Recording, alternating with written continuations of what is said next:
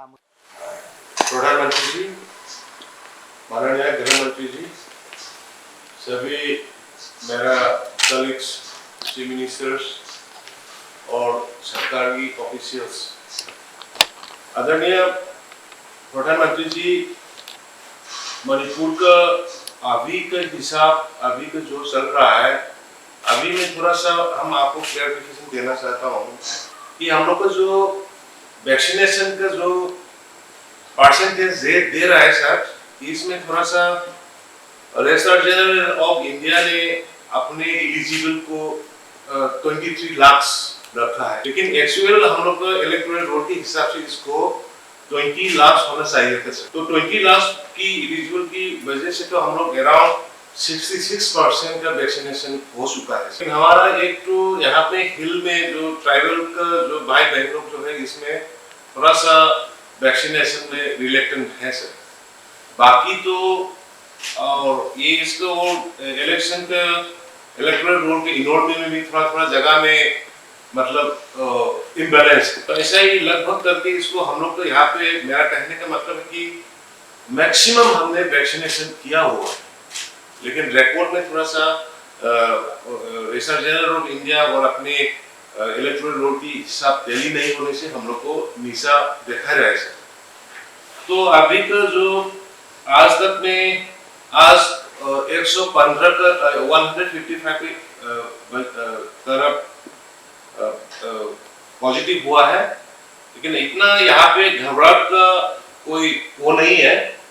हम लोग यहाँ पे आपकी वजह से हमने हर एक पीएम केयर की मदद से हमने हर एक डिस्ट्रिक्ट में हमने 24 पीएसए ऑक्सीजन प्लांट खड़ा करके रखा हुआ है, और ये सब 16 डिस्ट्रिक्ट्स इंक्लूडिंग हिल्स का सब कवर किया हुआ है। और हम लोग का अभी पॉजिटिविटी रेट जो है अभी 3% ही रहा है अभी। तो इसीलिए खास करके हॉस्पिटल में डॉक्टर का जो नंबर कमी था उसको हमने इंक्रीज करके रखा सर। बेड का थोड़ा कमी था उसको हमने भरा दिया, और ये आईसीयू जो पहले 30-40 से अभी 1000 का वाकई हम लोगों ने रेडी करके रखा हुआ है। तो अभी वैक्सीनेशन में हम लोग ज्यादा कंसंट्रेशन दे रहे हैं। तो आपने जो अभी नया 18 साल के ऊपर का शुरू किया है, उसमें हम लोग ने हर एक डिस्ट्रिक्ट में हम लोग अराउंड 140 व्हीकल्स को घर टू घर जाके बस्ती जाके वैक्सीनेशन को शुरू किया है सर। तो हम लोग अभी रिस्ट्रिक्शन थोड़ा भी रखा है, रिस्ट्रिक्शन थोड़ा रात के टाइम पे थोड़ा सा रिस्ट्रिक्शन रखा है, और मास्क लगाना बाजार में जो जहाँ में ऑफिस में हो जहाँ भी हो मास्क लगाना, मास्क जो नहीं लगाता है उसको पेनल्टी इम्पोज करना, ऐसा करके सर हम लोग एकदम सावधान से चल रहा है। तो आपकी मदद से अभी तक जो एक 2 बार हुए हैं फर्स्ट वेव सेकेंड वेव, तो आपकी वजह से हम लोग यहाँ पे ऑक्सीजन का जो सिलेंडर है आदरणीय सिर्फ 25 थे स्टेट का, लेकिन अभी 5000-6000 का हम लोग उसको कर सका है। ऑक्सीजन प्लांट के स्टेट के लिए भी बड़ा 20 KL का और एक 10 KL का रखा हुआ है।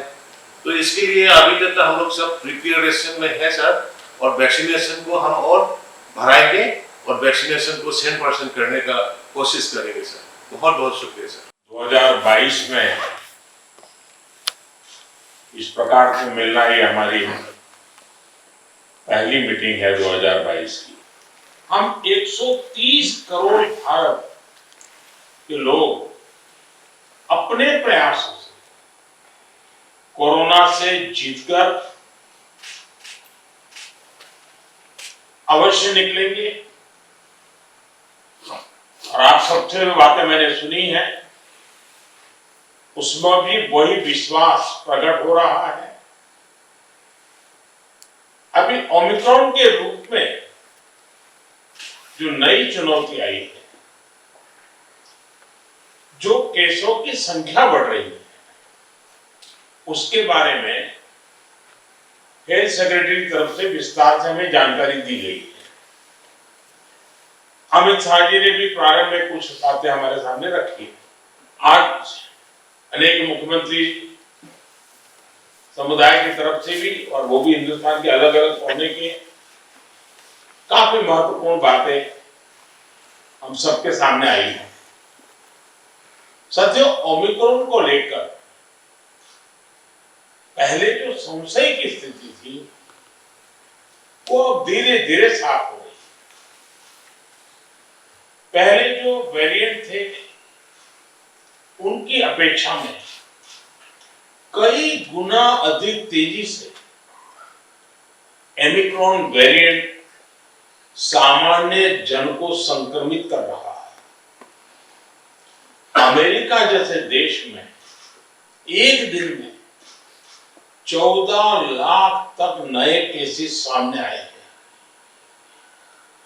भारत में हमारे वैज्ञानिक और हेल्थ एक्सपर्ट्स हर स्थिति और आंकड़ों का लगातार अध्ययन कर रहे हैं। पैनिक की स्थिति न आए इसका भी हमें ध्यान रखना ही होगा। हमें ये देखना होगा कि त्योहारों के इस मौसम में लोगों की और प्रशासन की अलर्टनेस कहीं से भी कम न पड़े। पहले केंद्र और राज्य सरकारों ने जिस तरह प्रिएम्प्टिव, प्रोएक्टिव और कलेक्टिव अप्रोच अपनाई है, वही इस समय की जीत का मंत्र है। कोरोना संक्रमण को हम जितना सीमित रख पाएंगे, परेशानी उतनी ही कम होगी। हमें जागरूकता के फ्रंट पर साइंस आधारित जानकारियों को बल देने के साथ ही अपने मेडिकल इंफ्रास्ट्रक्चर को, मेडिकल मैन पावर को स्केल अप करते ही रहना पड़ेगा। साथियों, दुनिया के अधिकतर एक्सपर्ट्स का कहना है कि वेरिएंट चाहे कोई भी हो, कोरोना से लड़ने का सबसे कारगर हथियार वैक्सीन ही है। भारत में बनी वैक्सीन तो दुनिया भर में अपनी श्रेष्ठता सिद्ध कर रही है। ये हर भारतीय के लिए गर्व का विषय है कि आज भारत लगभग 92% वयस्क जनसंख्या को पहली डोज दे चुका है। देश में दूसरी डोज की कवरेज में भी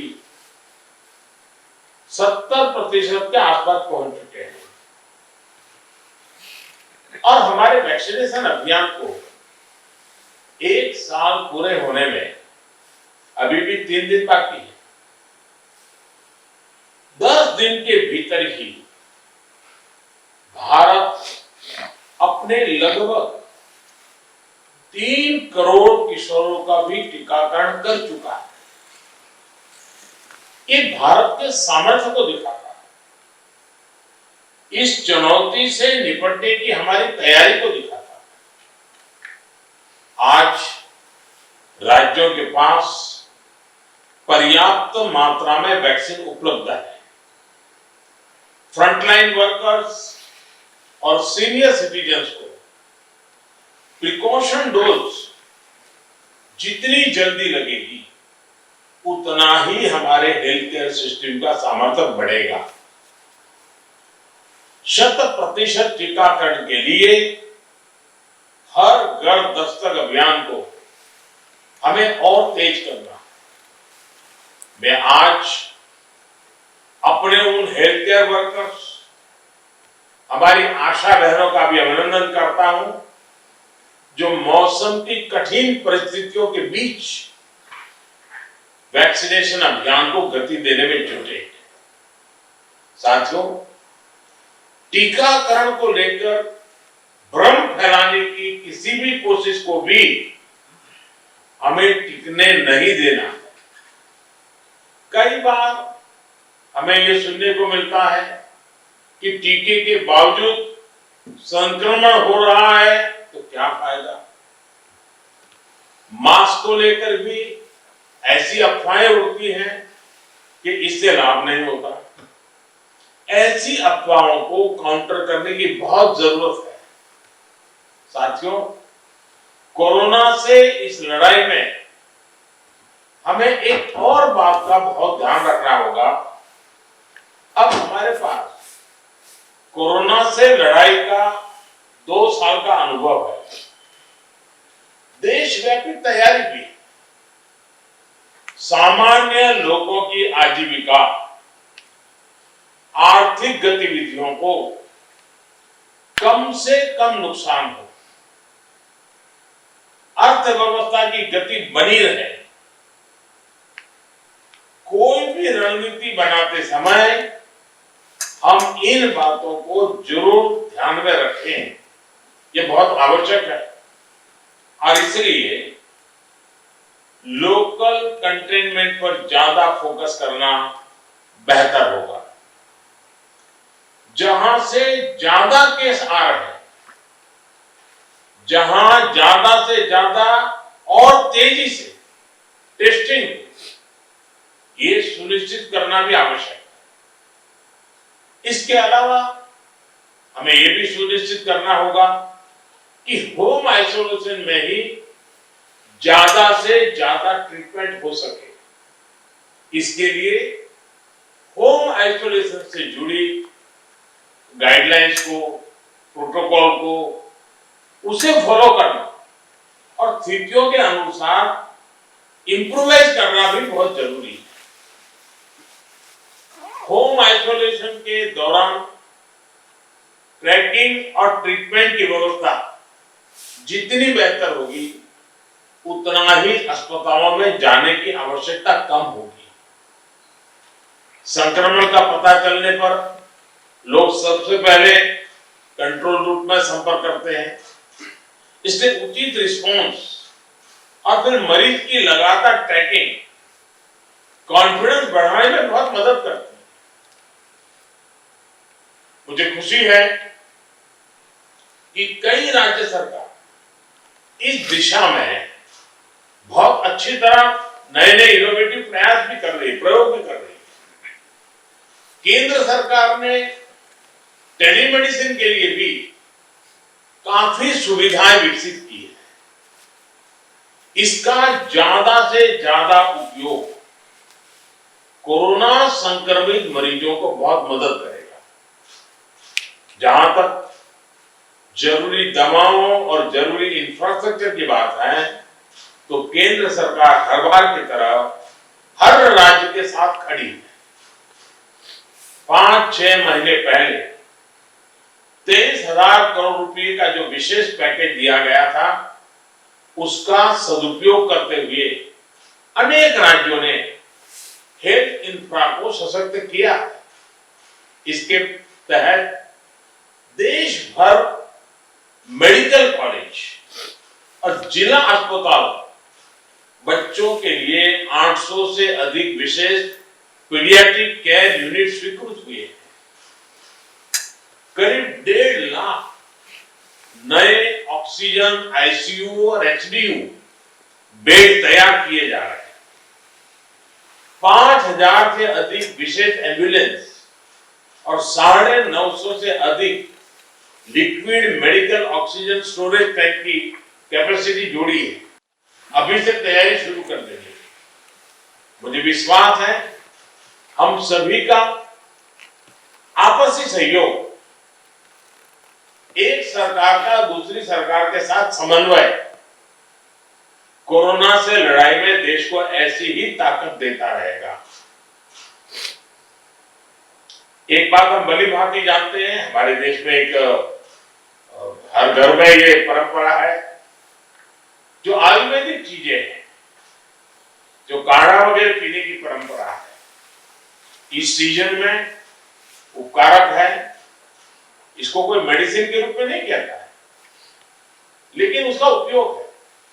और मैं तो देशवासियों से भी आग्रह करूंगा कि ये जो हमारी परंपरागत घरगथ्थू जो चीजें रहती है, ऐसे समय उसका भी काफी मदद मिलती है। उस पर भी हम ध्यान केंद्रित करें।